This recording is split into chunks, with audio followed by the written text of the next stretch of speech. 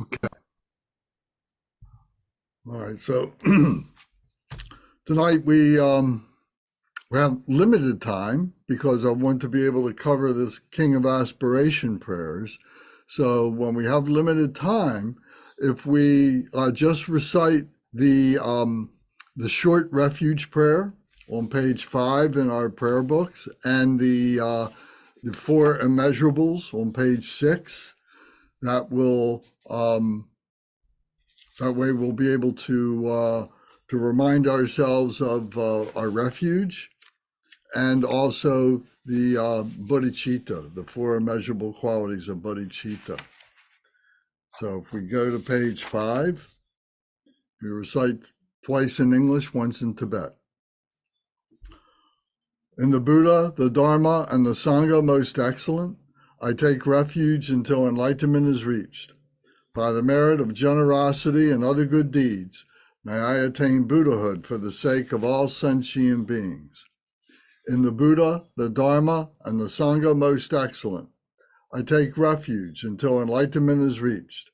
By the merit of generosity and other good deeds, may I attain Buddhahood for the sake of all sentient beings. Sangye chodang soki chonam la. Shangju Bardu Dagni Kapsuchi Dagi Jinsoki Pe Sonamgi Trola Penshir Sange Jupa Shog. The four immeasurables. May all mother sentient beings, boundless as the sky, have happiness and the causes of happiness. May they be liberated from suffering and the causes of suffering. May they never be separated from the happiness that is free from sorrow. May they rest in equanimity, free from attachment and aversion. May all mother sentient beings, boundless as the sky, have happiness and the causes of happiness. May they be liberated from suffering and the causes of suffering. May they never be separated from the happiness that is free from sorrow. May they rest in equanimity, free from attachment and aversion. Manam kadam yam pe sem chen tam she dewa dang dewe gurdang dempar jorchi. Dug now dang do now gi gu dang dwa wa jorchi. Dug now me pe de wa dang mi dra wa jorchi.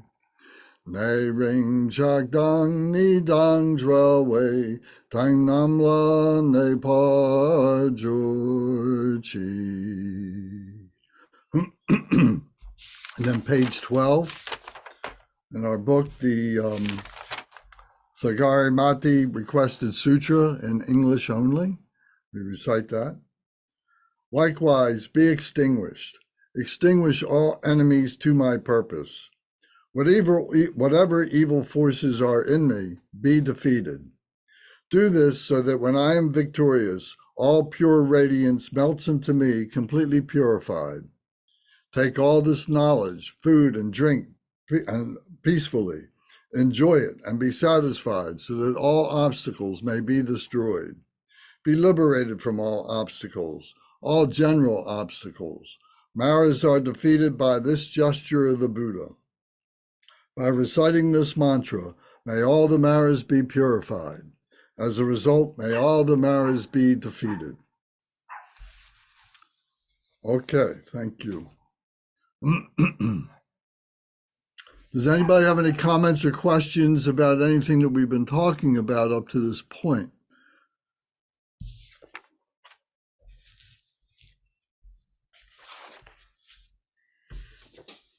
Okay. So what we're going to do, we're going to kind of interrupt our study of the Jewel Ornament of Liberation. We're going to we're going to talk about this King of Aspiration prayers because we've been kind of talking around this idea of aspiration versus practice. So I thought it would be good to get some clarity on how this works together and so on. So an aspiration prayer is setting something that this is something that I would like to do, is what we're saying. This is what I would like to do. So we recite the aspirations, the 12 aspirations of the Medicine Buddha when he was still a bodhisattva, so that he could define what it was that he wanted to do when he became Medicine Buddha. So these aspirations are important for us to be able to set our goals, what it is that we want to do in terms of our spirituality, what our goals are. Once we establish our aspiration, then we can start putting in effect all the things that we need to do to be able to attain those goals, that particular goal or those group of goals. So we need to have the aspiration. Then we need to have whatever the implements, whatever the tools are, whatever the prayers are, whatever the practices are, in order that we may accomplish those aspirations. So we need to have both. However, to do the practice is where we really become transformed into a bodhisattva, into a Buddha. By reciting the aspirations, we're definitely pointing ourselves in the right direction, but we're really working towards that when we do the practices. So those are the fundamental differences between the aspiration and the practices. So I think you can appreciate the importance of both.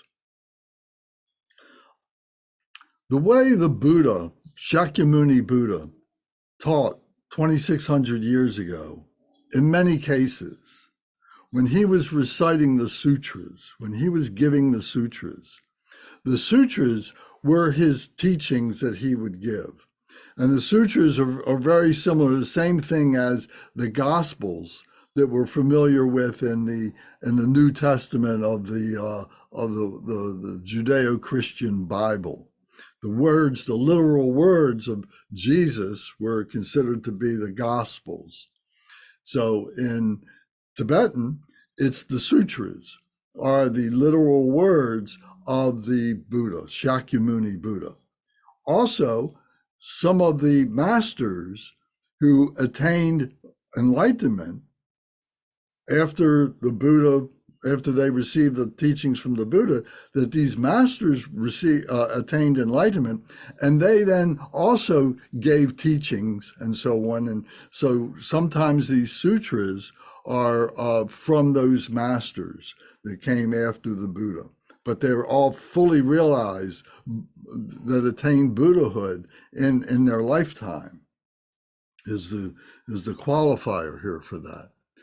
So the way that the Buddha would teach, in many cases, the sutras, he would go into a meditation along with his Sangha, along with all the different people that were with him at that time. And there might be 50 people, maybe there was 5 people, maybe there was 500,000 people. There were many, many people that were said to be at these different teachings. And he gave these different teachings in different places as he traveled around northern India 2,600 years ago.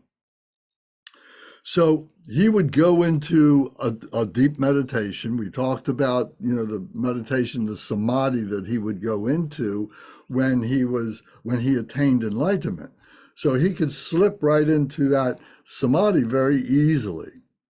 And during that time, while he's in the samadhi, one of his students might stand up or might come approach the Buddha, and he might kneel in front of the Buddha, and he has a shawl on, and they say he bears his right shoulder. He pulls the shawl off of his shoulder, and he kneels in front of the Buddha, and he beseeches the Buddha and asks a question about some topic relating to the Dharma teachings and so on.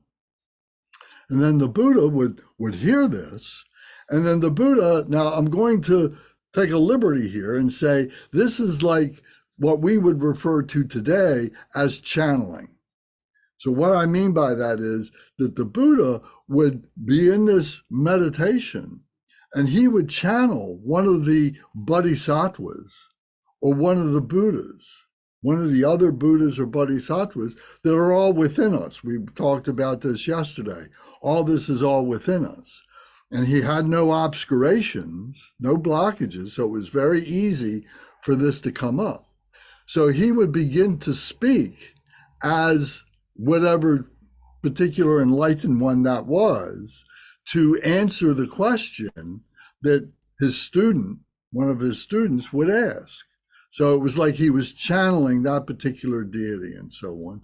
And so these became great, great, great teachings that were meditative teachings that they were in the during the time that the Buddha was in a very deep meditation. So they're very pure, very clear, and very concise. So this particular teaching that we're about to explore here is called the King of Aspiration Prayers. And this King of Aspiration Prayers is part of a whole sutra of many, many, many, many pages of teaching and elaboration on the samadhi, on what it is to aspire to become Buddha and so on like that. And this is the king of all those prayers that are in that. So it would take a few days to read the whole thing. It's called the Avatamsaka Sutra, and it's very thick and very involved and so on. Although it is quite clear, but it's got a lot of detail in it. So this is the king of all that. So this is like the summation of all this that has been channeled and has been written down for us to be able to appreciate. So the Buddha or the Bodhisattva that Shakyamuni Buddha was channeling in this case was the Bodhisattva Samantabhadra. The Bodhisattva Samantabhadra, who is the beneficent one, who is the one who is very, very pure.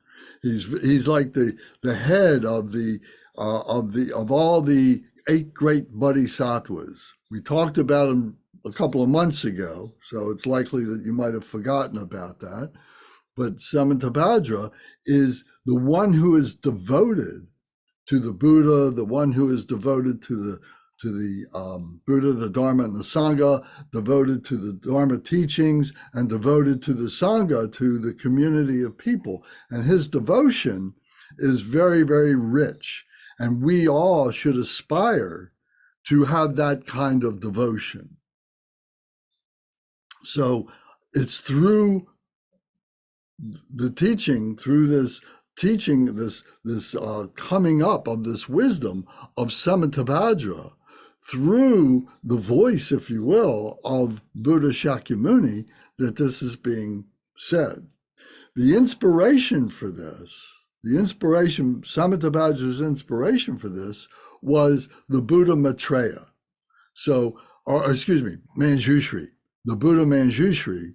And Manjushri is the Bodhisattva of wisdom, if you remember that, the Bodhisattva of wisdom. And the wisdom is the ordinary, everyday wisdom of what it is to be a human being in this world and so on. But it's also the wisdom of the spiritual body, of the spiritual mind. It is the fully realized wisdom. It's both of these wisdoms and the way in which they interconnect with each other and so on, the way they manifest through us as being a human being and ultimately as a bodhisattva, as a Buddha. So the inspiration for this is very, very, very high. And the teaching of this is very, very devoted. And it's all coming through Buddha Shakyamuni. So this is the scene of what this is all like. So the Buddha, they're at this place, I think it's Vulture Peak Mountain, where this teaching is happening, and it overlooks this great valley, and it's a magnificent place in northern India. So within this, so you've got this text. So what I would like to do is to go through and ask you to read certain parts of this so that you get the confidence to be able to read this on your own and to study this on your own, to contemplate this on your own. Before we get started, does anybody have any questions or comments about what I just introduced? Bernie, would you like to add anything to this?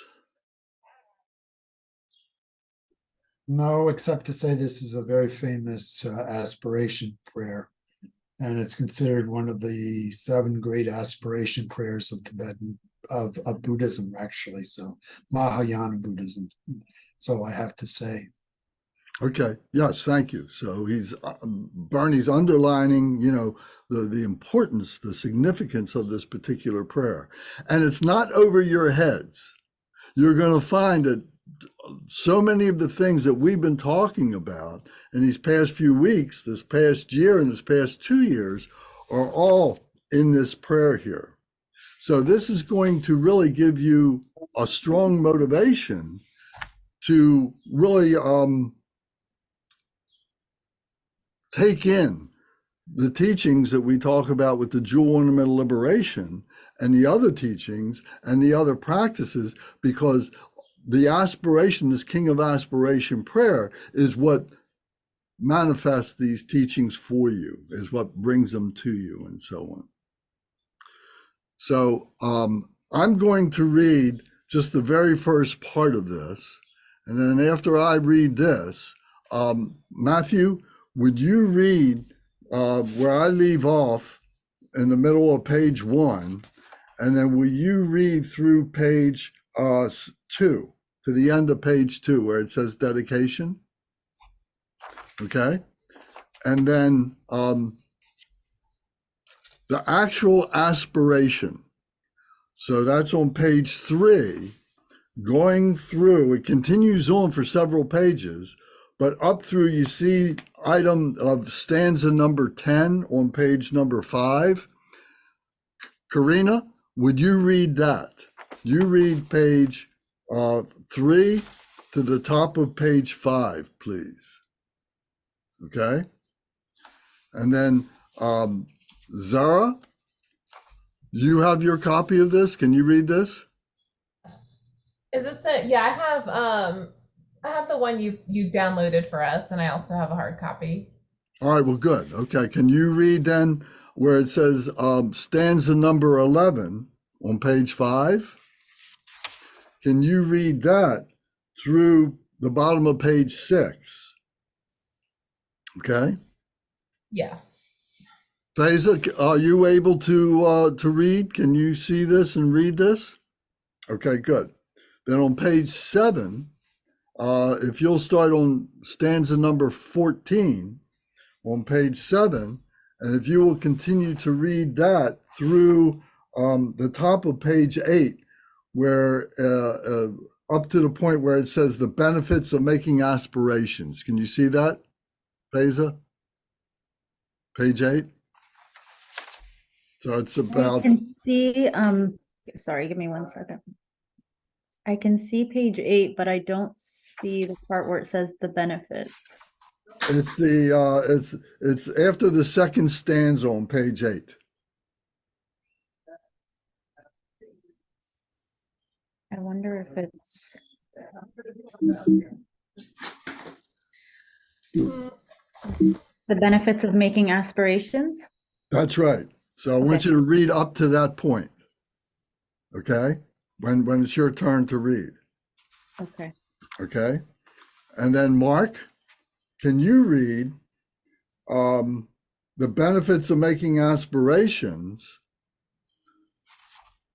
through onto page 9 up to and including where it says stanza number 3, the benefits in brief, and can you read that, Mark?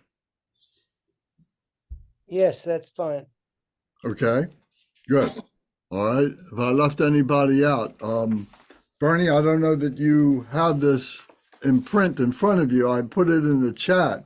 I have the version you just sent me, and I've got it up here in my browser so I can read from that. So. Okay, good. All right. So if you'll read then on page 9 where it starts the dedication of the merits, If you will read that through the end then. Page 9. Yes, page 9, where it says dedication of the merits of this meritorious aspiration. Oh, dedication of the merit. That's at the end because right here, I mean, I'm looking up. This thing has 27 pages in the version you just sent. Oh, really? Well, maybe I sent the wrong. Dedication. I Lance, see I the think you sent the right dedication. copy. I think you sent us the wrong copy because it didn't align exactly with the pages. All right, I'm sorry. Okay, so I see there's a dedication of the merits from this meritorious aspiration. Is that where you want me to start? Yes.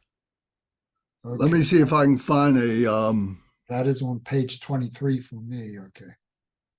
And mine is on page 19. all right, let me see if I copy this and send this to you. Let me put this in the chat and see if this works. I'm sorry for version being of it? a little bit unprepared on this.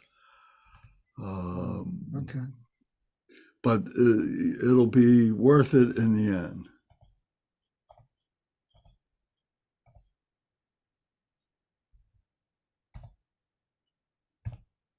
All right, so open this and see what this is. If I get it. Okay, here we go. Okay. Let me see. So That should have 10 David, pages in it. Downloads, and then I'm gonna upload it. No, that's the flyer. No, that's not that. Let me see. Date. I think it's the right one. When I opened it, it looks the same as the hard copy I have. It's on desktop. Web. Lance, I think this the second one is the correct one. Okay. Okay, let me see. All right. Well, then, Hey, Lance, yes. when we're reading it, do we say the header of each of the stanza? Like, do we actually read that out loud? Like offering, prostration, do we say that part, or we just actually read the stuff that's in black? No, say the heading as well. Okay. Okay. All right. So, if everybody's ready, and if we have to pause for a moment, if any questions come up while we're doing it, it's okay. Let's deal with the questions as they come up. And if there's something that I feel that I need to comment on, then I'll interrupt and then, talk about it, and we could maybe have a little discussion and get on to the next thing. But I do want to get through the whole thing this evening. Okay. So I'll begin by reciting the King of Aspiration Prayers, Samantabhadra's aspiration of good actions. Zangcho Munlam, that's what it means in Tibet, Zangcho Munlam, from the Gandavyuha chapter of the Avatamsaka Sutra. The translator's homage. Homage to Manjushri, the youthful. The 7 preliminaries for purifying the mind. Number 1, the prostration.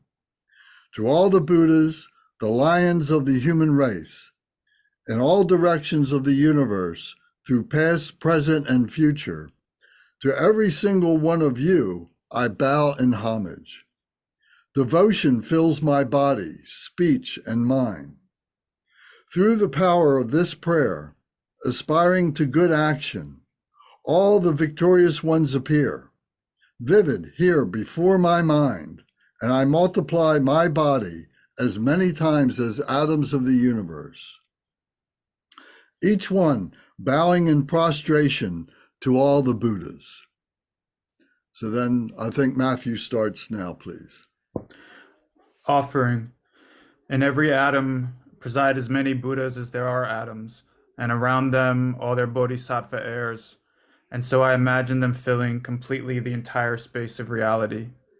Saluting them with an endless ocean of praise, with the sounds of an ocean of different melodies, I sing of the Buddha's noble qualities, and praise all those who have gone to perfect bliss. To every Buddha I make offerings, of the loveliest flowers, of beautiful garlands, of music and perfumed ointments, the best parasols, the brightest lamps, and finest incense. To every Buddha I make offerings, exquisite garments of the most fragrant scents, powdered incense heaped as high as Mount Meru, arranged in perfect symmetry. Then the vast and unsurpassable offerings, inspired by my devotion to all the Buddhas and moved by the power in my faith in good actions, I prostrate and offer to all you victorious ones. Confession. Whatever negative acts I have committed while driven by desire, hatred, and ignorance, with my body, speech, and also with my mind, before you I confess and purify each and every one. Rejoicing. With a heart full of delight, I rejoice at all the merits of Buddhas and Bodhisattvas, Pratyeka Buddhas and those in training, and the Arhats beyond training, and every living being throughout the entire universe. Imploring the Buddhas to turn the wheel of Dharma. You who are like beacons of light shining through the worlds, who pass through the stages of enlightenment to attain Buddhahood, freedom from all, I exhort you, all of you protectors, turn the unsurpassable wheel of Dharma, requesting the Buddhas not to enter nirvana. Joining my palms together, I pray to you who intend to pass into nirvana, remain for eons, as many as the atoms in the world, and bring well-being and happiness to all beings. Dedication. What little virtue I have gathered through my homage, through offering, confession, and rejoicing, through exhortation and prayer, all of it I dedicate to the enlightenment of all beings. So let me interrupt here. For a moment. Now, does this sound familiar to you?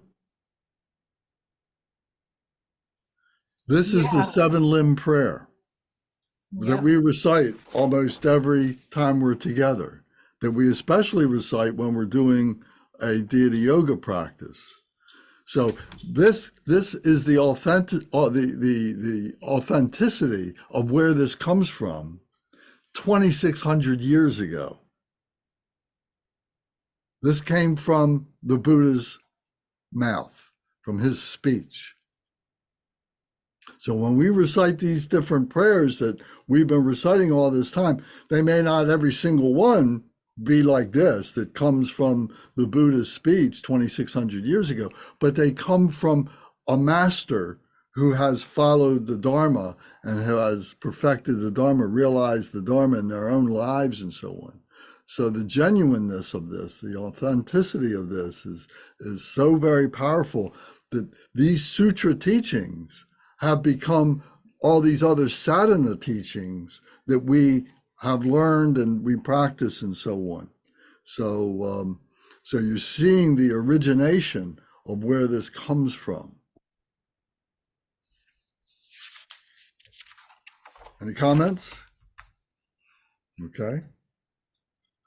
So now we go to the actual aspiration, which is on page 3. So I think Karina is going to read that, please.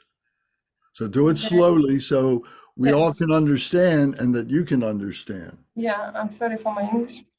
The That's okay. actual aspiration. Aspiration for purity of attitude. Let offering be made to Buddhas of the past and all who now dwell throughout the direction of this universe. Let all who are yet to come swiftly fulfill their wishes and attain the stage of enlightenment and Buddhahood. Let as many words as there are in all the 10 directions transform into realms that are vast and utterly pure, filled with Buddhas who have sat before the meekly Bodhi around them all their Bodhisattva sons and daughters.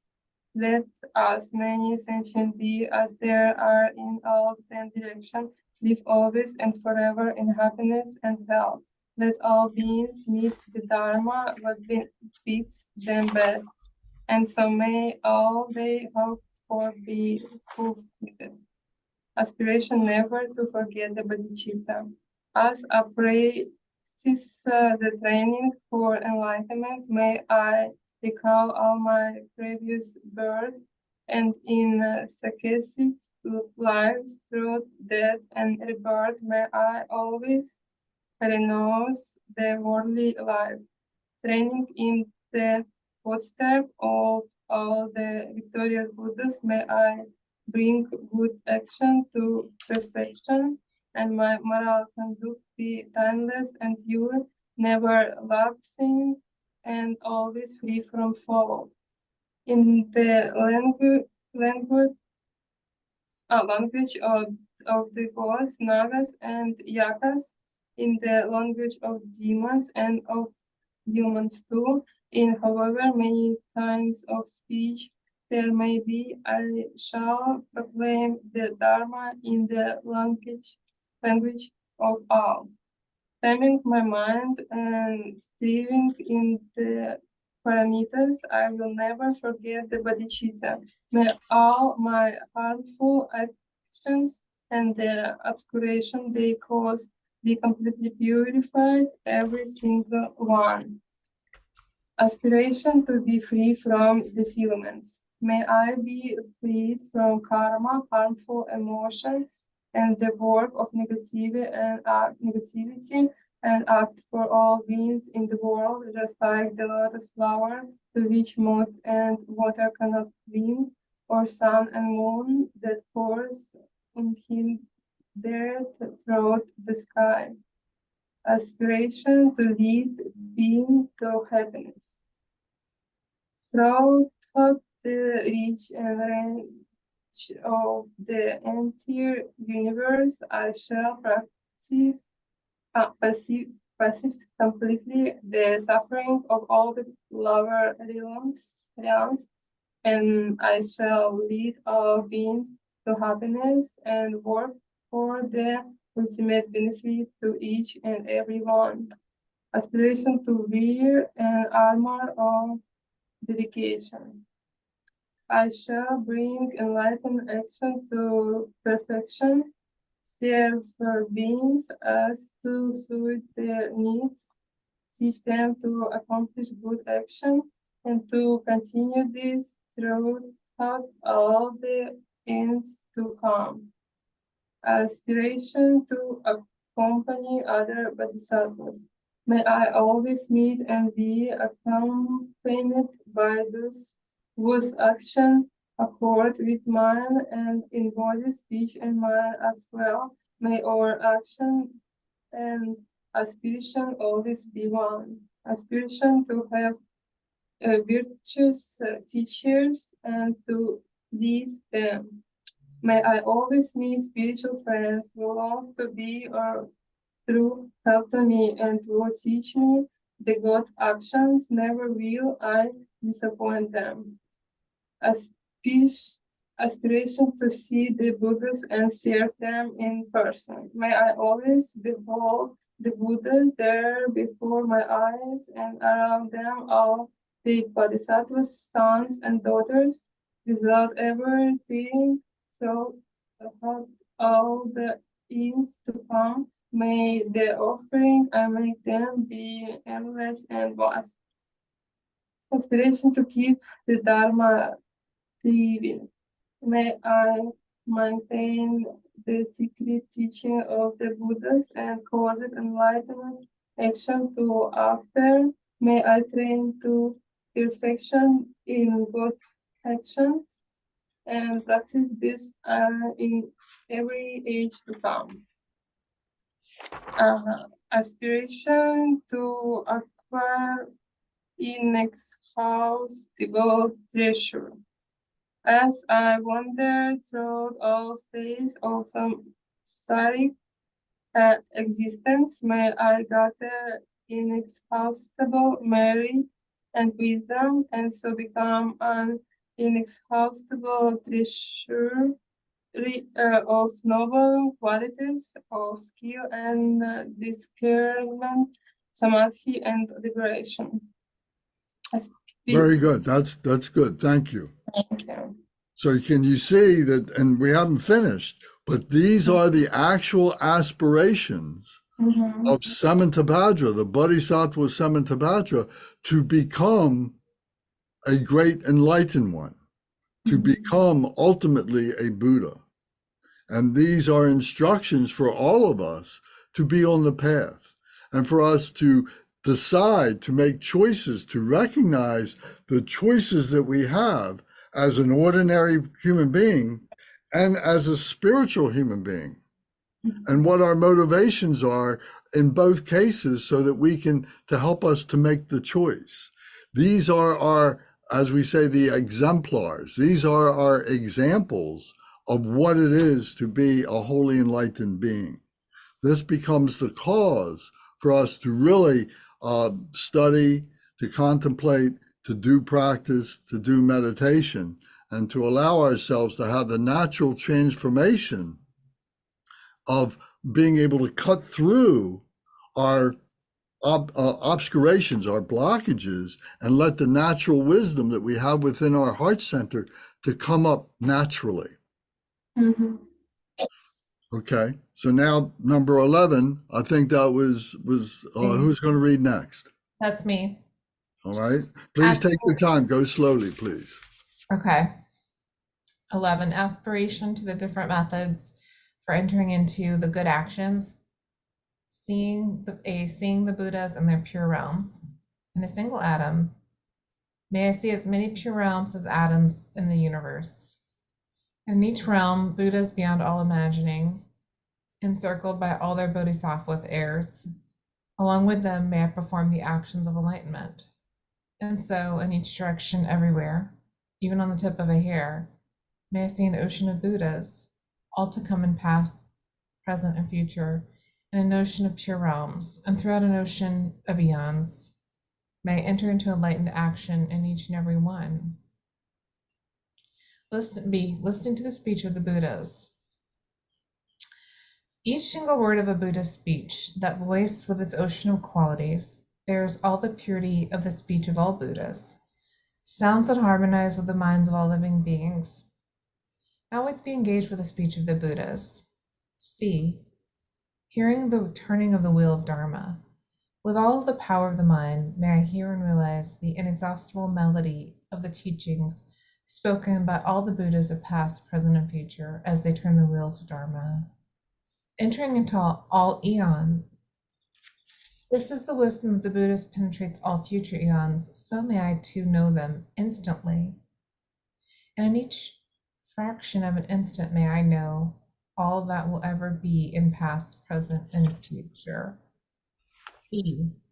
Sing all the Buddhas in one instance. In an instant may I behold all those who are lions of the human race, the Buddhas of past, present, and future. F. Entering the sphere of activity of the Buddhas. May I always be engaged in the Buddha's way of life and action, the power of liberation where all is realized as like an illusion. G. Accomplishing and entering the pure lands. On a single atom, I actually bring about the entire array of pure realms of past, present, and future, and then enter into those pure Buddha realms, in each atom and in each and every direction. H. Entering into the presence of Buddhas.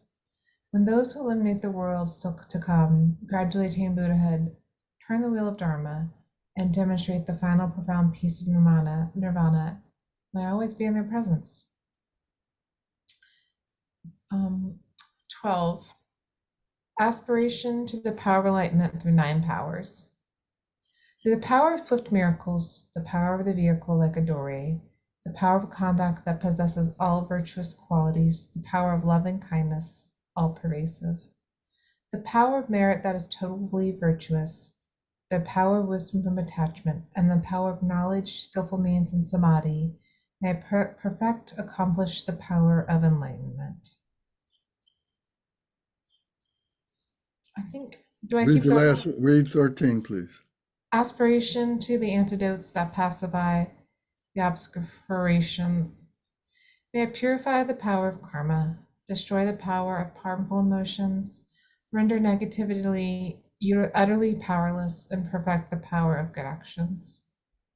Okay, let me interrupt here just for a minute and just remind everybody that you need to read this often. I read this every day for a year at the request of my teacher, Jupan Tinling Ningpo. He gave a teaching that took 2 months to go through this text. Now, it was 2 hours on Sundays, for 2 months' time. So he went into quite a bit of detail and so on. But the real meat of it was reciting it to ourselves every day for that period of time. That's where all this began to sink in and give us cause to recognize the things that we don't understand so that we can do a little bit of research about them, to understand every single phrase, every single word, everything that's being said here. Much of it is in very simple language for the most part, so it's not hard to read this and to dissect this, but to be able to live this is what's difficult. And what we're doing is we're pushing out, we're overcoming all the negativity, all the non-virtue, and we're replacing it with this virtue, with this conduct for good actions, that we may be on the bodhisattva path ourselves to be able to attain liberation, to attain enlightenment. So whatever confusion you're going through, whatever negativity you're going through, whatever emotions you're going through, whatever ignorance you're going through, whatever arrogance you're going through, all is addressed in this simple prayer here. And we have a pathway to recognize all those different obstructions and how to overcome them by simply changing our mind, changing our attitude. It's really that simple. So for Brendan's benefit, because he came in late, Brendan, what we are reciting is the King of Aspiration Prayers. And you should have a copy of this in your folder that I sent you one time or another. So, okay.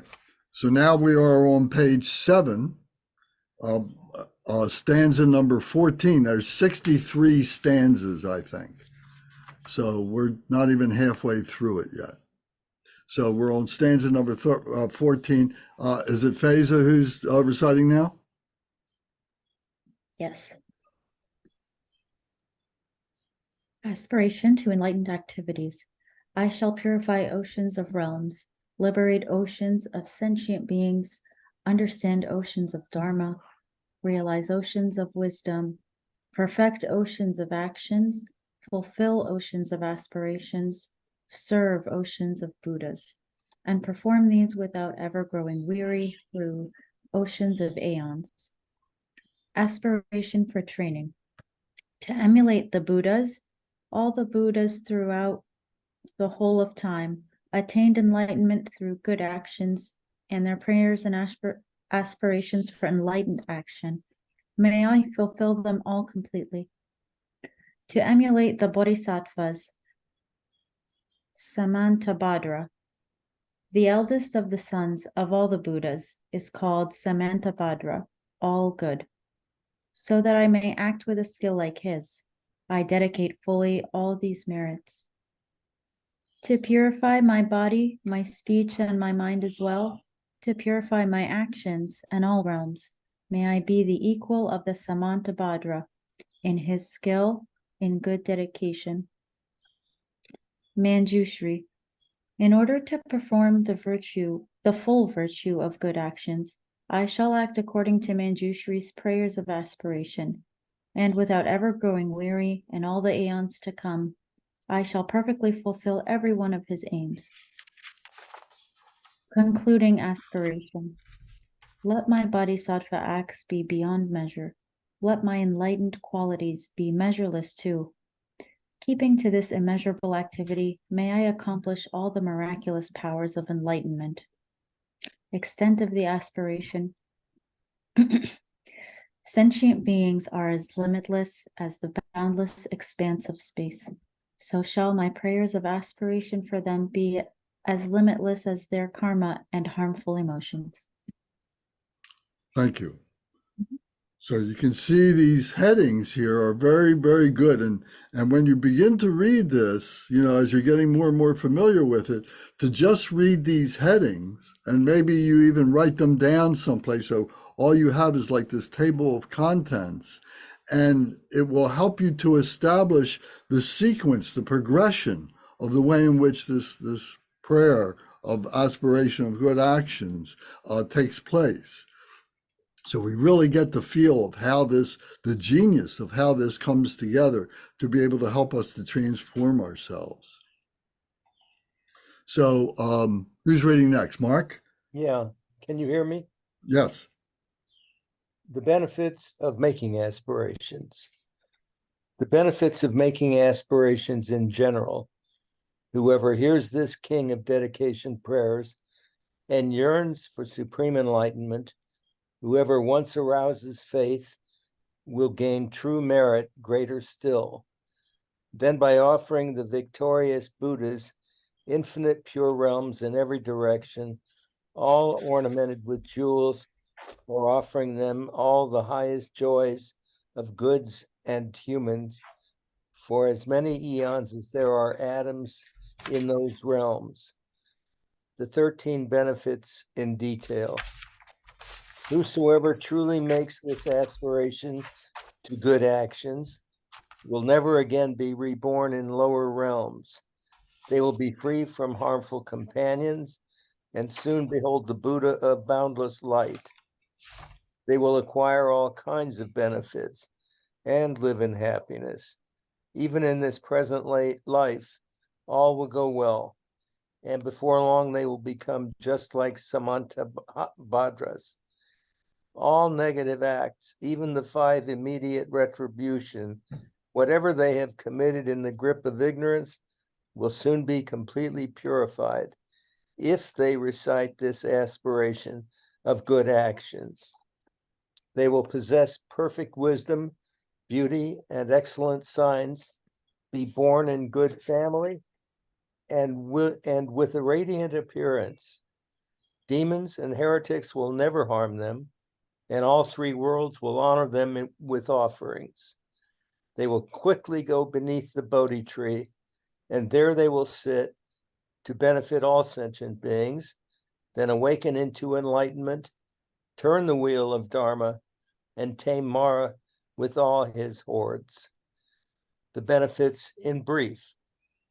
The full result of keeping, teaching, or reading this prayer of aspiration of good actions is known to the Buddhas alone. Have no doubt, supreme enlightenment will be yours. Okay, so let me interrupt for a moment here. So this benefits in brief. The full result of keeping, teaching, or reading this prayer of aspiration of good actions is known to the Buddhas alone. This is very high realization to be able to do this. It takes a Buddha to really comprehend all this and to become the embodiment of this. And we have all that potential within ourselves. Have no doubt, supreme enlightenment will be yours. By following these instructions with great devotion, with great commitment, the transformation will come. Whether it'll come next week, whether it'll come next year, whether it'll come in another lifetime, there will be gradations of transformation. You will see the changes within yourself. Other people will begin to recognize the changes, and you will be able to not only help yourself, but you'll be helping other beings. One of the common threads throughout this, as you read this over and over again, you'll start seeing certain commonalities that are expressed in certain stanzas and so on. And one of the main things is teaching. First, we have to teach ourselves. We have to go through this. We have to study. We have to research what we don't understand. We have to ask questions what we don't understand to our teachers or reference books, whatever it takes for us to completely understand what's being expressed. We're teaching ourselves. And then part of being a bodhisattva is to accumulate other beings who become students like we are. Not that you're going to sit in front of them and give lectures all day long and so on like that, but you become a spiritual friend with them. A teacher is a spiritual friend. And when they are in need, if they request it, if they're ready for it, then you can apply the Dharma to whatever they're going through. You can help them through that only because you have done it for yourself. You shouldn't go and do something that you're not familiar with, that you're not completely perfect with. So, so teaching is a common thread, is a common part of what it is to be a bodhisattva, to learn to be a teacher. So Bernie, I think you're next to do the last couple pages here, please. Okay. Dedication of the merits of this meritorious aspiration. 1. Dedication that follows the bodhisattvas. Just as the bodhisattva Manjushri attained omniscience and Samantabhadra too, all these merits now I dedicate to train and follow in their footsteps. 2. Dedication that follows the Buddhas. As all the victorious Buddhas of the past, present, and future praise dedication as supreme, so now I dedicate all these roots of virtue for all beings to perfect good actions. 3. Dedication towards actualizing the result. When it is time for me to die, let all that obscures me fade away. So I look at Amitabha there in person and go at once to his pure land of Sukhavati. In that pure land may I actualize every single one of all these aspirations. May I fulfill them, each and every one, and bring help to beings for as long as the universe remains. 4. Dedication toward receiving a prophecy from the Buddhas. Born there in a beautiful lotus flower in that excellent and joyous Buddha realms, may the Buddha Amitabha himself grant me the prophecy foretelling my enlightenment. Dedication towards serving others. Having received that prophecy there with my billions of emanations, it says emancipations, but I think it should be emanations, but who knows? Yes, you're right. Sent out through the power of my mind, may I bring enormous benefit to sentient beings in all the 10 directions. Conclusion. Through whatever small virtue I've gained through reciting this aspiration of good actions, may the virtuous wishes of all beings' prayers and aspirations be instantly accomplished. Through the true and boundless merit attained by dedicating this aspiration of good actions, may all those now drowning in the ocean of suffering reach the supreme realm of Amitabha. May this King of Aspirations bring about the supreme aim and benefit of all infinite sentient beings. May they perfect what is described in this holy prayer uttered by Samantabhadra. May the lower realms be entirely emptied. End of prayer. Words of truth to accomplish aspirations. By the blessings of the Buddha have attained the 3 kayas and the unchanging truth of reality, as well as the unwavering aspiration of the Sangha. May all the aspirations and dedication and prayers be fulfilled. Very good. Thank you. So does anybody have any questions, comments about this? A little question. It was from one of the earlier stanzas.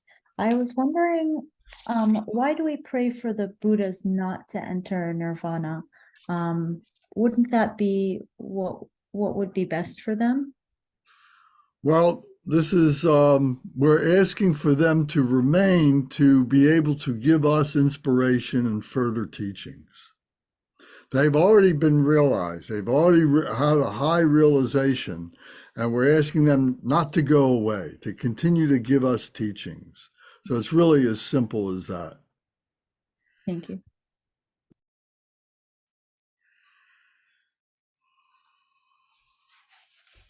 Lance, Yes.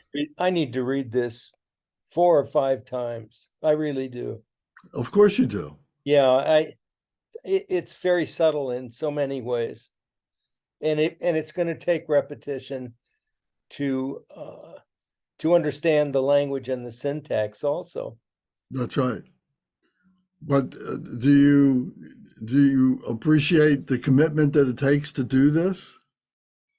Well, I can't realize everything requested of me, but I can certainly read and internalize to the best of my ability. That's what I'll do. Well, my question was, do you appreciate the commitment that it takes to do this? You know, Oh, that there it's is, immense. It's immeasurable, I think. yeah, Obviously can be done, but I won't pretend that I'm capable of that at this moment in my life. No. okay. Is that too candid?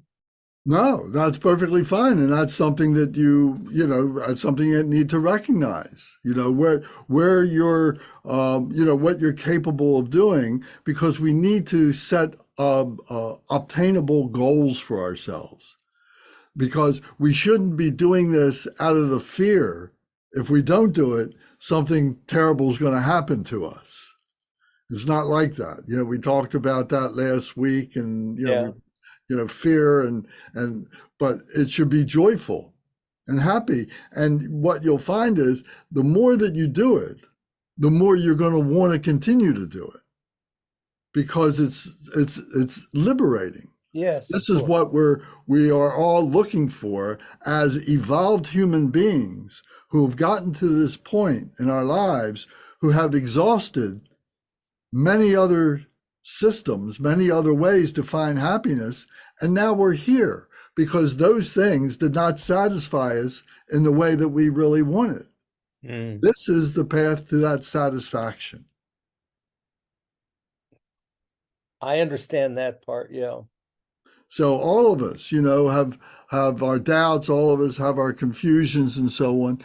But the more, and some of it is so subtle, some of it is very obvious, but it's by the replacement of instead of doing those negative things over and talking about those negative things over and over again, replacing it with something like this, you see, gives you motivation, gives you cause, the aspiration for good conduct. Exactly. And good conduct is the conduct of the bodhisattvas and the Buddhas. Yes, that I understand, but with great help from you. Well, from all of us, we're helping each Okay. other. I'll go for that. Yes, we're helping each other. All right. Thank you. You're welcome. Thank you. So this is like a syllabus, it's like a menu, and as I said, if you just read the blue headlines that are in here of each of the different groups of stanzas, it's like a menu heading, and it's a syllabus, an outline for teaching the proper actions to prepare ourselves, to prepare oneself as an aspirant for Buddhahood. And Buddhahood is obtainable for all of us, So it's a prayer. Remember a few weeks ago we defined prayer. Does anybody remember what the definition of prayer is? The prayer is a remembrance, that we're remembering. We're trying to remember something. We're trying to remember our motivation, why we're doing this. We're trying to remember what the practice is, what the method is to do this. And these are all encapsulated in these prayers that we recite. And then finally, there's the prayer of dedication at the end of our sessions, where we're praying that all the good merit, all the wisdom, all the skillful means that we have attained during this practice, during this time, we're dedicating for the benefit of others. We're not holding it selfishly for ourselves. We're sharing it with all, we're sharing it with all beings. So the prayer is an appeal. We're appealing to ourselves of remembrance of the what, the why, and the how. So you should write this down someplace. And everything that you're doing, is it answering the what? Is it answering the why? Or is it answering the how?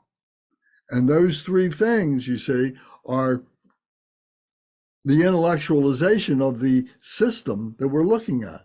What it is, why it is. Why it is really the most important thing, I think.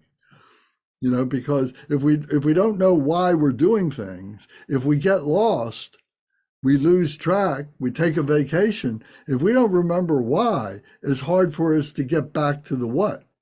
And then to the how. The how is the repetition of the practice and so on like that. Is how we do these things, the transformation. So this is the Buddha's philosophic connection, you know, that we're making a connection with this. And an aspiration prayer, this is an aspiration prayer. It's a holy aspiration prayer. It's a very high aspiration prayer. Like Bernie said, there's like 7 that are the highest of all these prayers that are called Monlam prayers, Monlam, Monlam. And you'll hear that, you know, that once a year, all the lamas, the monastics, come together in a Monlam retreat where they repeat these prayers every year to refresh their memories, because we all go off on our different paths doing different things and so on. And it's easy for us to kind of get caught up and forget what our motivations might be. But this is one of those things that every year they come together in this Monlam retreat and repeat all these prayers over and over again together as a group. And it refreshes, recharges the batteries of the monastics. And we can do the same thing. So we need to remember to listen, to study, to practice, to contemplate, and then to meditate. The meditate comes naturally out of the contemplation. We don't sit down and say, oh, I'm going to stop thinking, I'm going to just meditate. That's impossible to do. But if you go through these stages, then slowly, slowly, you're getting more and more subtle as you rise up. And then suddenly you reach that point of meditation where there's no thought. And I've said this many times, you don't realize that you're there until after you come out of that, till your mind catches up. And you say, oh, wow, what have I been doing for the past 5 minutes or something like that? And then, you know, wow, I feel so good. I have this blissful feeling. I have this love and compassion for all beings and so on. And you see the result. You can feel the result and so on. And then you want more of it. You go back into the process of the contemplation, the meditation comes again and so on like that. So we do that over and over again.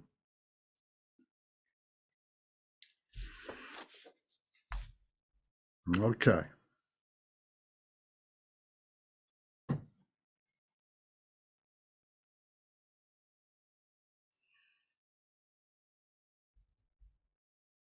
Any other thoughts, questions?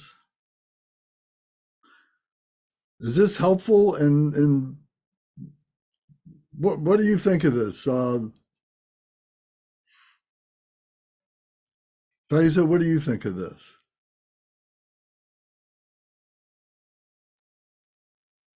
I think it's a journey, and it's definitely, it's something that I'm still working on. It takes a while to set up a habit like that and to have a consistent mindset like that. I know that even when I take, or even when I kind of stray away from the practice, something always happens where I have the realization that, oh my gosh, I've strayed away too much. I need to go back and ground myself and start being more consistent with the practice. And there are definitely times where I don't have the motivation to do the meditation. I don't feel like doing it. I'm too tired. I'm too overworked. I'm too dissociated.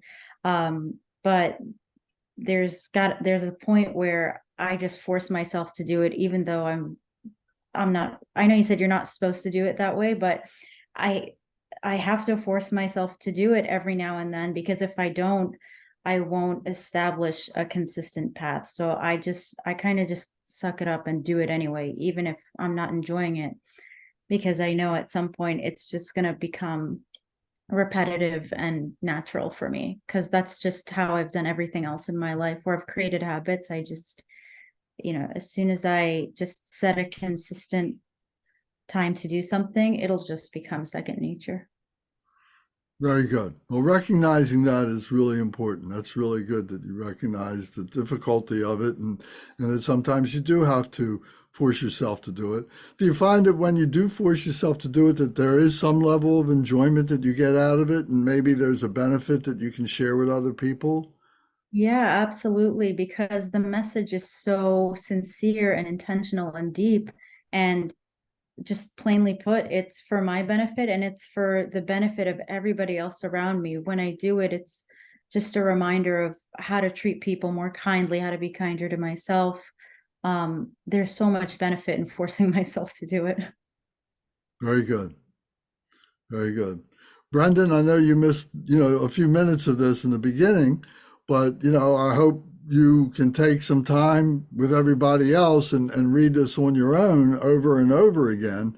But, how has this landed on you? What do you think about this? Well, first of all, I'm sorry to be late.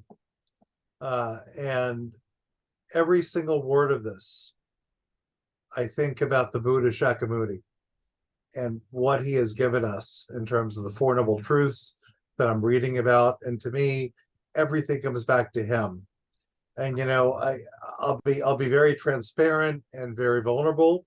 I really wanted my wife to join us tonight and spend some time with us and learn a little bit about what we're talking about. And it wasn't the right time for her. She's not ready, and that's okay. It's all good. But it's great to be able to be with you for the time that I have with you. Very good. Thank you. And it's been recorded, so you'll be able to share it with her on YouTube and any of the other things that we're doing, of course. Thank you.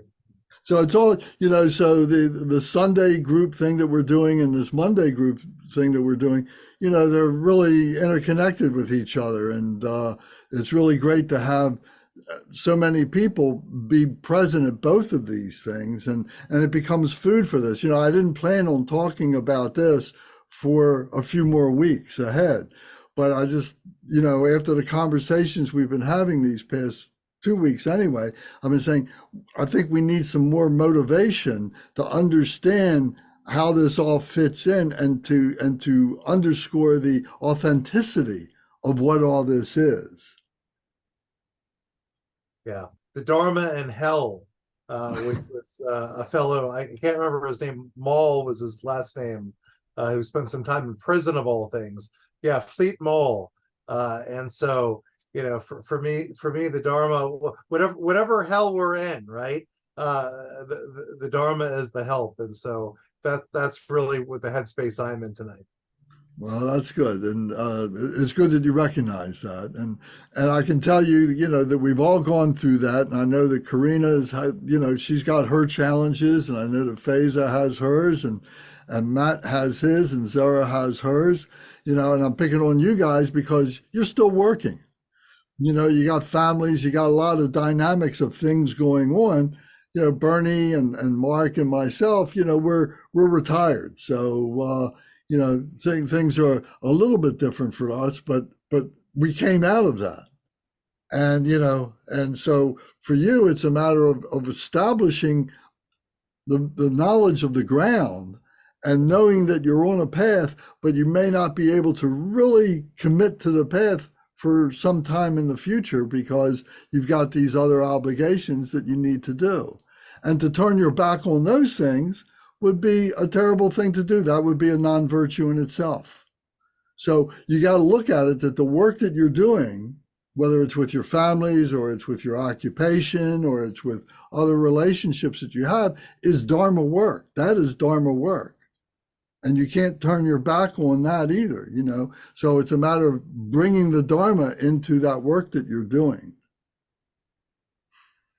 Bernie, would you like to comment, some of your experience? I'm sure you've been through the vicissitudes of falling in and out of the routine of doing practice and everything. And do you have some anecdote that maybe you'd like to share with everybody?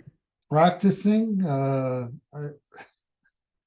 I don't want to, I've been consistent practicing for a number of years now. It's a lot of that has to do with my personality. You know, I'm a person who has schedules, and I do everything every day according to schedule. So I have my time set aside for doing meditation.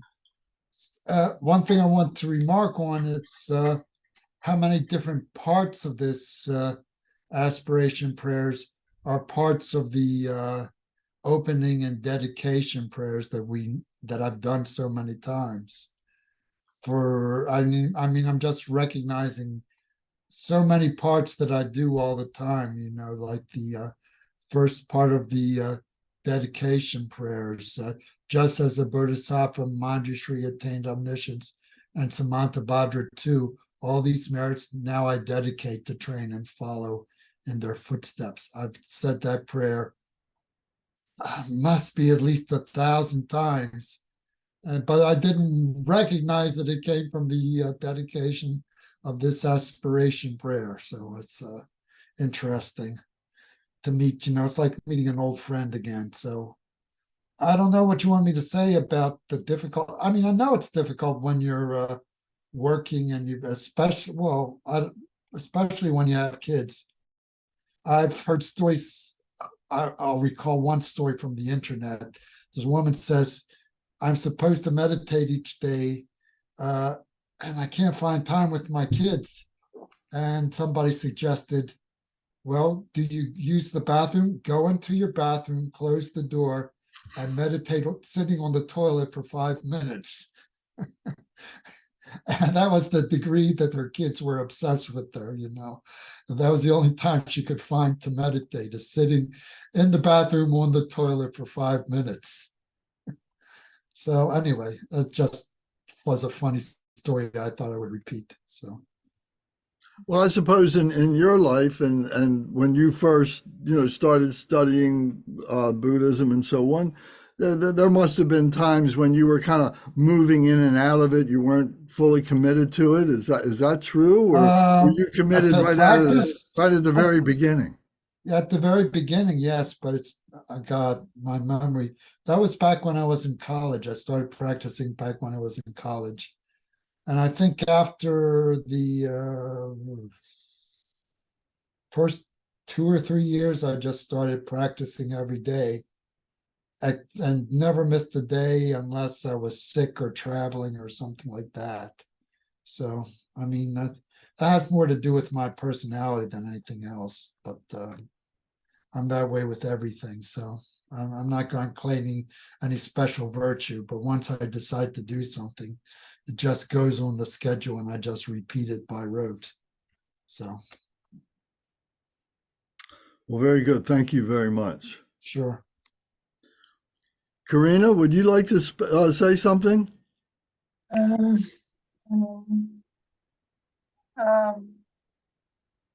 don't know what to say. Maybe I can answer a question. Well, I guess the you know, what I'd like to know is do you think that this is helpful? Is this prayer, Oh, is this going to be helpful for you?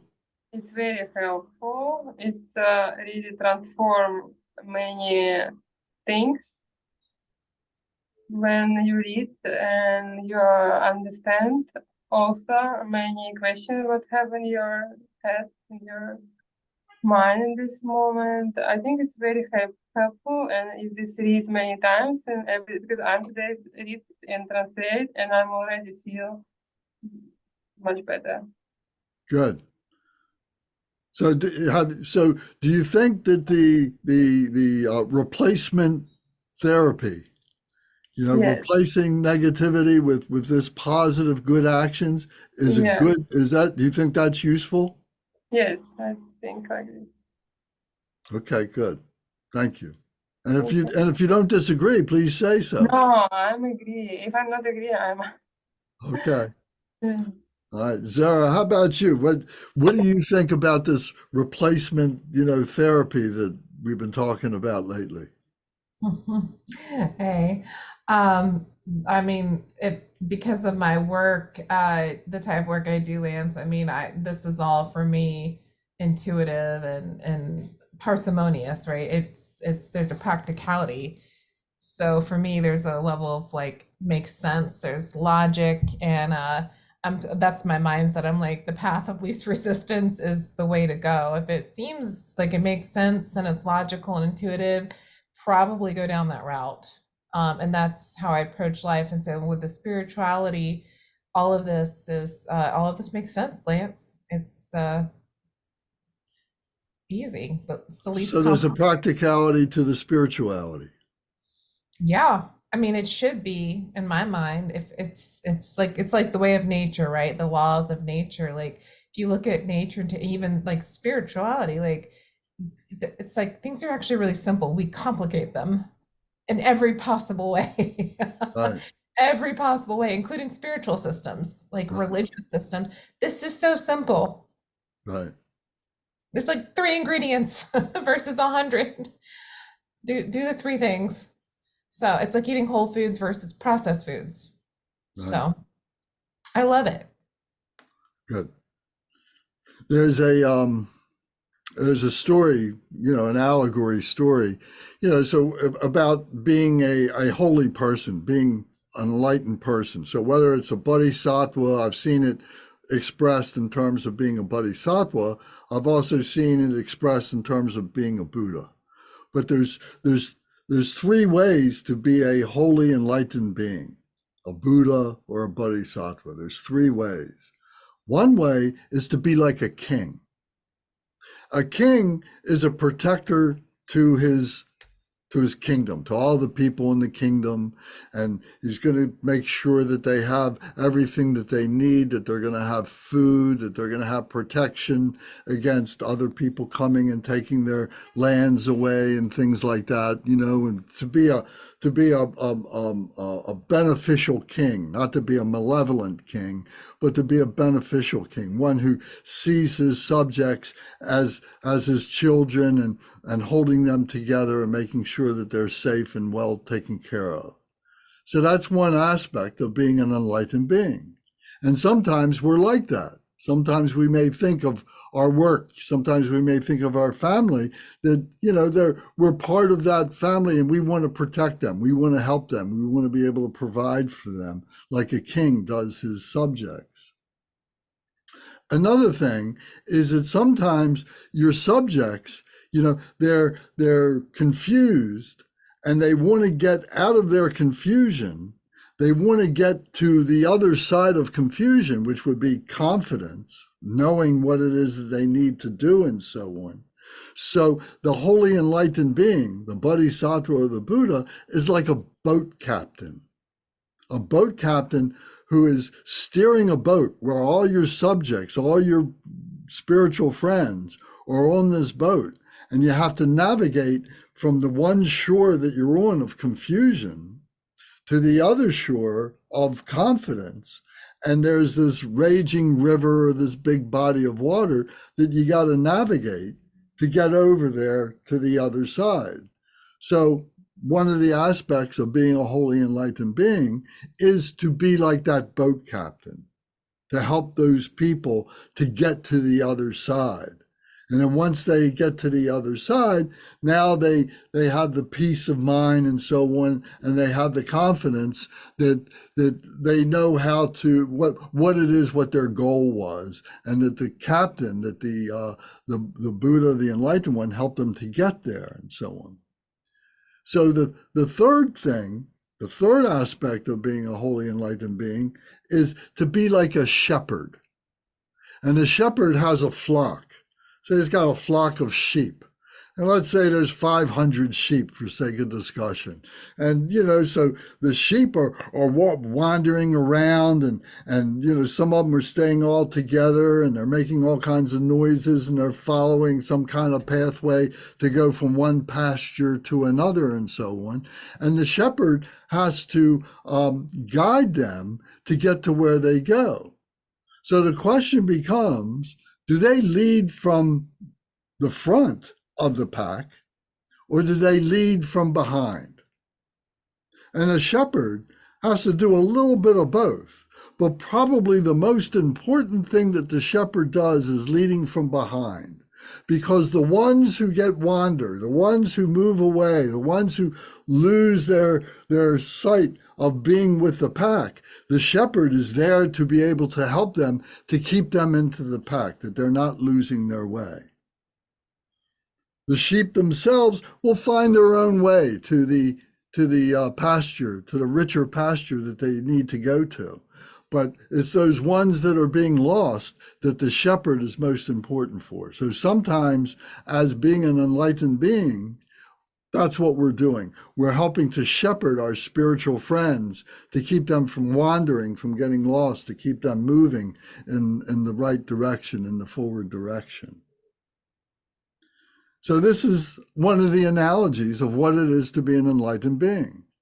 So all this that we're talking about is giving ourselves examples, living examples of what it is to be a human being who is on the path, at the very least, of enlightenment, to be a bodhisattva, to be a wholly enlightened being, to be a Buddha. So that's what all these are meant for us to do, to have examples for these things. Lance, that was really helpful, what you just said about the Bodhisattva being like the ship captain. I always appreciate your analogies. Thank you. Well, these analogies come from the sutras. They're taught in the shrine rooms and so on, in the Dharma teachings. So we're just conduits for this. It's just flowing through us. It's all practical application.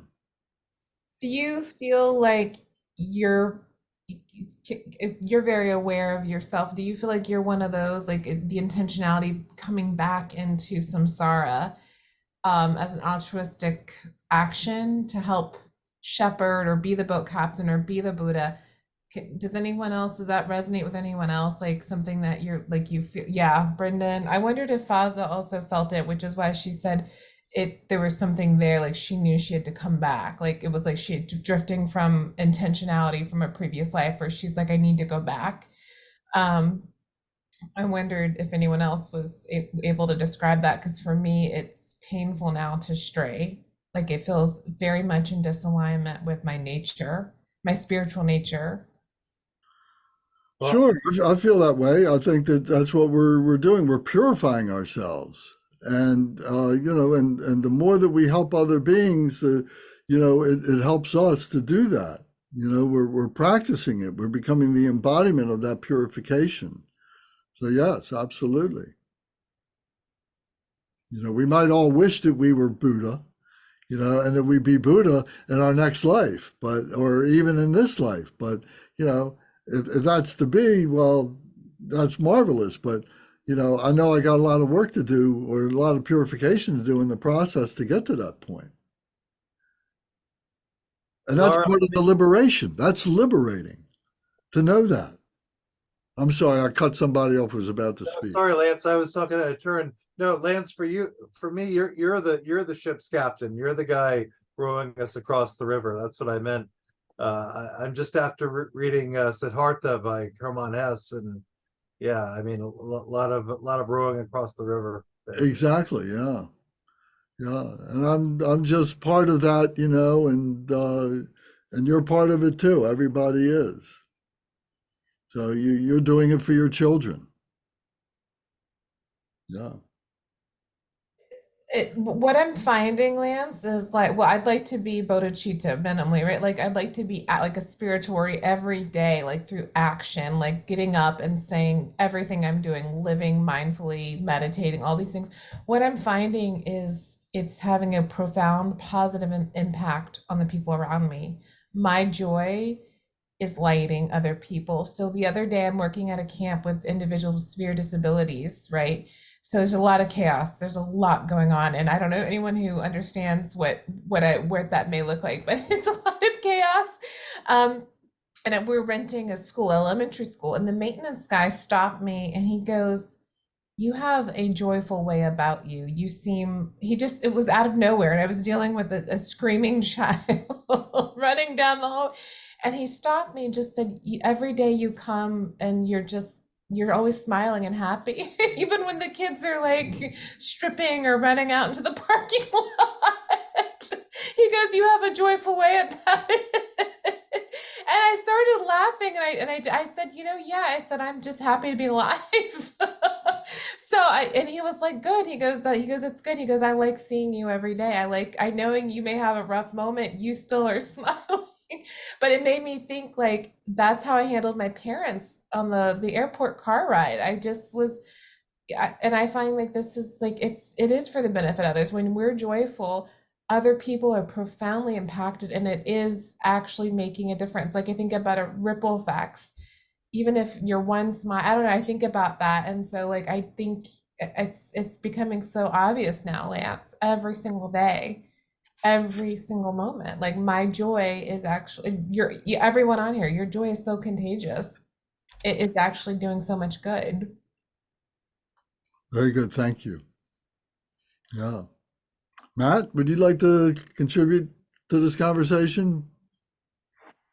That was quite beautiful.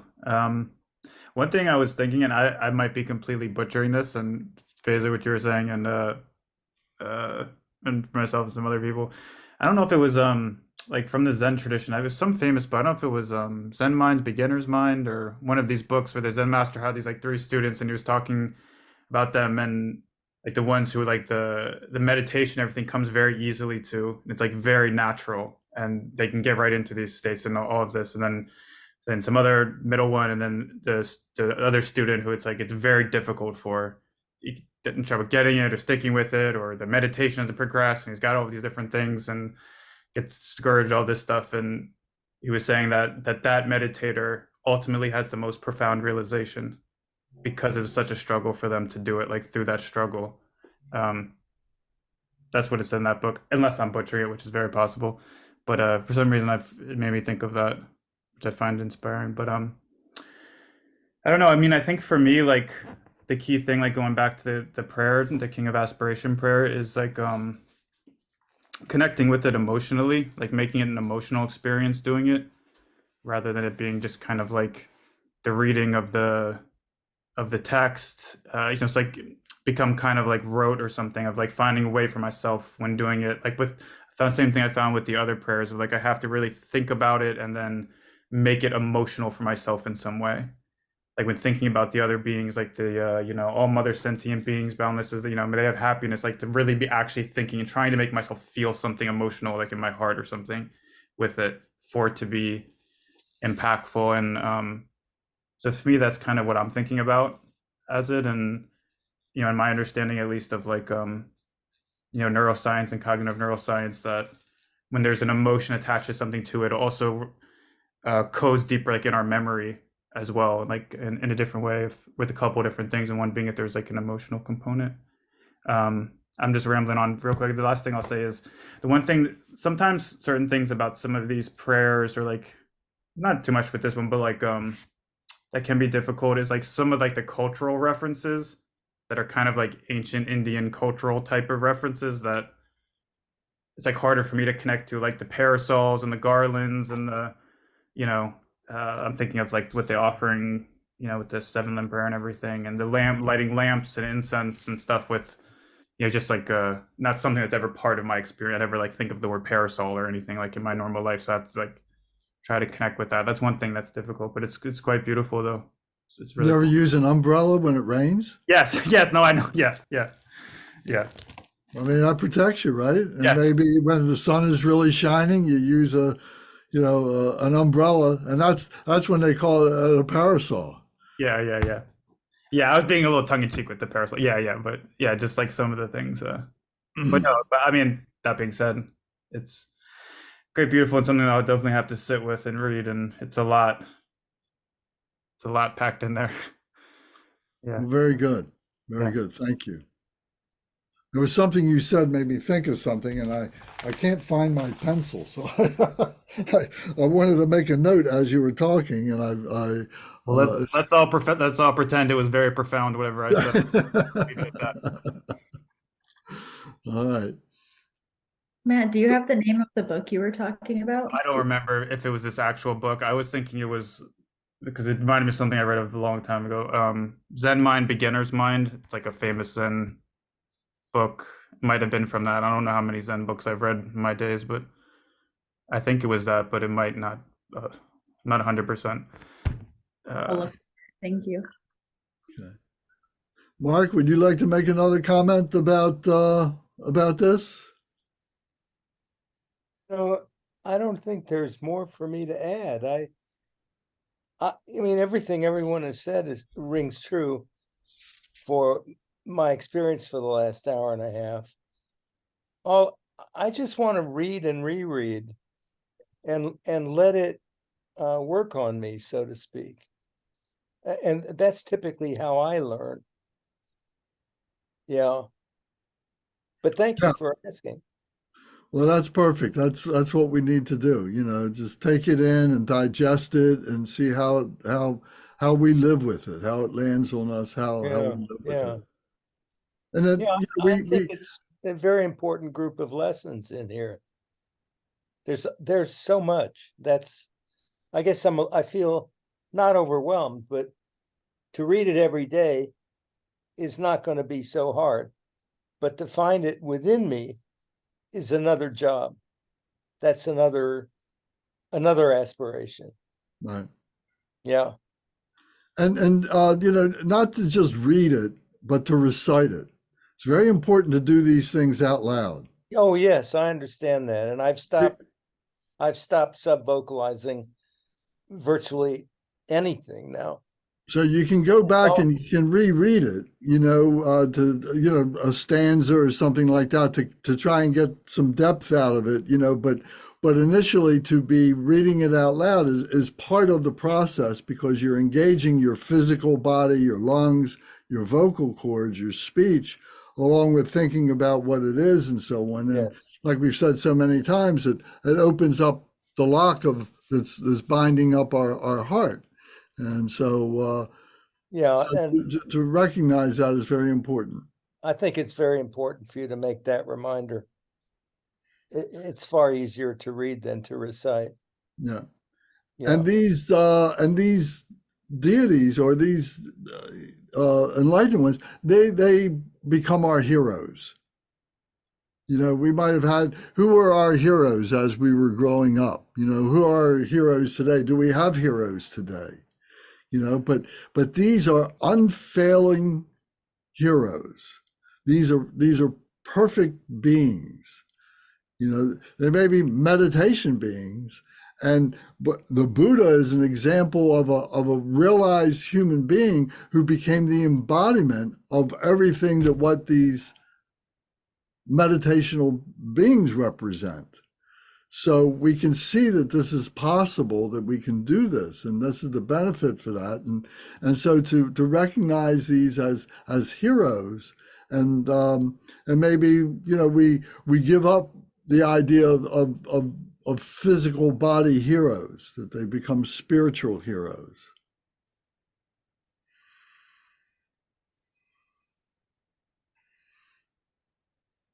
At this stage of life, that's a far better idea for me. Yeah. Being retired and all. Yeah. Okay. And I like what Bernie said when he was saying that, you know, he's recognizing all these different references and phrases and stanzas from so many of the different prayers and practices that we do, because we forget where they come from, you know, and to recognize that they come from this source 2,600 years ago is just absolutely magnificent. You know, this stuff is priceless. You can't put a value on what this is beyond its spiritual value. You know, it's so important for us. Okay. So unless somebody else has something you'd like to add to our conversation, we'll do our dedication prayers. So we've got our book, and I hope that you sincerely engage in reciting this, if not every day, every couple days, whatever you can. at least once a week, maybe just on the weekends, twice a week, something like that. But if you have a sense of the value of this, the pricelessness of this, what could you do for 15 minutes or 20 minutes that it takes to recite this? What can you do that's better than this?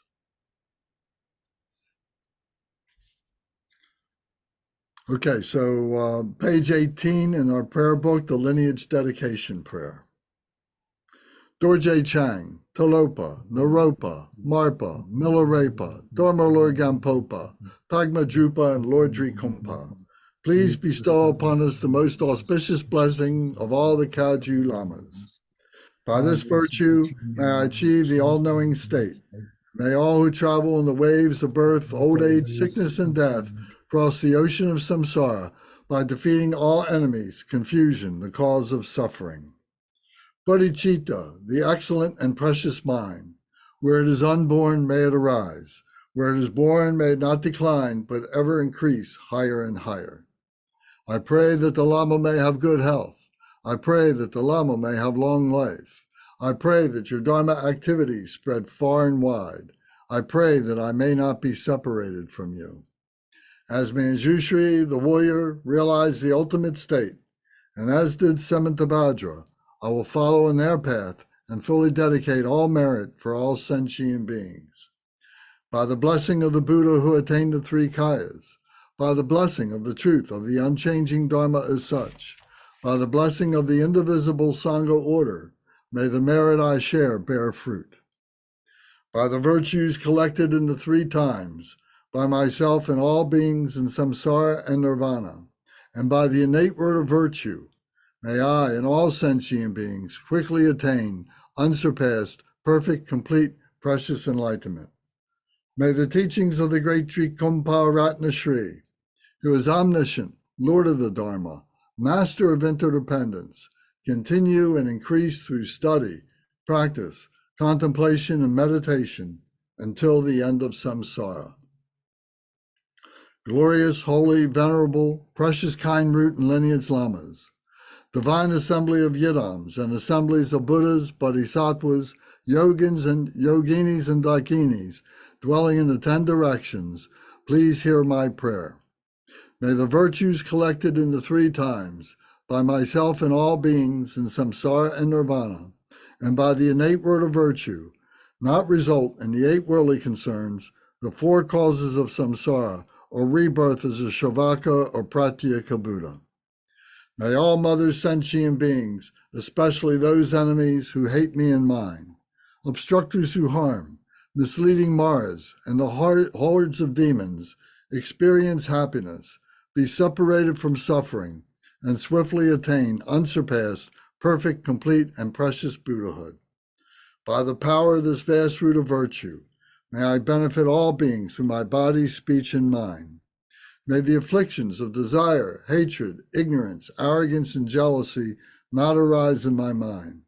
May attachment to fame, reputation, wealth, honor, and concern for this life not arise for even a moment. May my mind stream be moistened by loving kindness, compassion, and bodhicitta, and through that may I become a spiritual master with good qualities equal to the infinity of space. May I gain the supreme attainment of Mahamudra in this very life. May the torment of suffering not arise even at the time of my death. May I not die with negative thoughts. May I not die confused by wrong view. May I not experience an untimely death. May I die joyfully and happily in the great luminosity of the mind as such and the pervading clarity of Dharmata. May I, in any case, gain the supreme attainment of Mahamudra at the time of death or in the bardo. Om, Ah, Hum. Om, Ah, Hum. Om, Ah, Hum. May my body, speech, and mind become inseparable with the body, speech, and mind of all the enlightened ones for the benefit of all sentient beings. Thank you all very much. Thanks again, Lance. You're welcome. Thank you. Thank you.